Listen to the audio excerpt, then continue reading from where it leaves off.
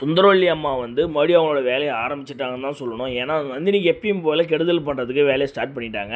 அதுக்கு வந்து மாதவி வந்து உடந்தையாக இருக்க போகிறாங்க. மாதவி வந்து என்ன சொல்கிறாங்கன்னா, சைனிங் அத்தாரிட்டி அவங்ககிட்ட கையில் இருக்கிற வரையும் அவன் சொல்கிறதா சட்டம் இந்த வீட்டில் எனக்கு போதுன்னு சொல்லி ஒசுப்பேற்றி விட்றாங்க சுந்தரவல்லியை. சுந்தரவல்லி என்னான்னு சொல்லிட்டாங்கன்னா, என்னால் எது வேலையும் கேட்காதீங்க, எதுவும் பண்ணாதீங்க, உங்களுக்கு என்ன தோணும் நீங்கள் பண்ணிக்கங்க, உங்கள் இஷ்டமாக நீங்கள் பண்ணுங்கள், வேலையை ஸ்டார்ட் பண்ணுங்கன்னு சொல்லிட்டு கம்முன்னு சைலண்டாக போயிடுறாங்க. இப்போ சுந்தரவல்லி அம்மா சொன்ன ஒரே ஒரு காரணத்துக்காக தான் வந்து இப்போ பண்ணுறேன்னு சொல்லிட்டு பிளேட்டை மாற்றி விட்ருவாங்க எப்படியா இருந்தாலுமே. இப்போ என்னன்னா, இப்போ இந்த மாதவி வந்து நந்தினி கையை உடைக்கிறதுக்கு குட்டிச்சாத்தனோட ஹெல்ப்பும் சார்போட ஹெல்ப்பும் வச்சு தான் 2-3 பேர் சேர்ந்து அதை பண்ண போகிறாங்க. அர்ச்சனாக்கு இவங்களுக்கு ஆல்ரெடி ஆகாது. ஸோ அதனால் அவங்க ஹெல்ப்பை கேட்க மாட்டாங்க. இப்போ சூர்யா மட்டும் இந்த விஷயம் தெரிய வந்துச்சுன்னா எல்லாருமே வீட்டு விட்டு கண்டிப்பாக துரத்து தான் போகிறாரு. ஒரு நாள் அது இன்றைக்கி சீக்கிரமாக நடக்க போகுதுன்னு சொல்லி நினச்சிக்க வேண்டியதான் நம்ம.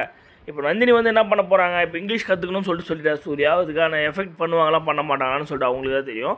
இருக்கிற பட்சத்தில் வந்து இப்போ இங்கிலீஷ் கற்றுக்கினாங்கன்னா, சூர்யா சொல்கிறது கரெக்டு தாங்க. இங்கிலீஷ் கற்றுக்கினாங்கன்னா அவங்களுடைய ஸ்கில் தான் டெவலப் ஆகும்.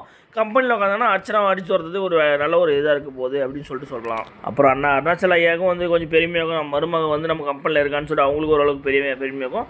இதுக்கப்புறம் என்ன நடக்க போகுதுன்னு சொல்லிட்டு அடுத்த வீடியோவில் போடுறேன். மறக்காம வீடியோ ஃபுல்லாக பாருங்கள். பை கைஸ், அடுத்த வீடியோவில் சந்திக்கலாம்.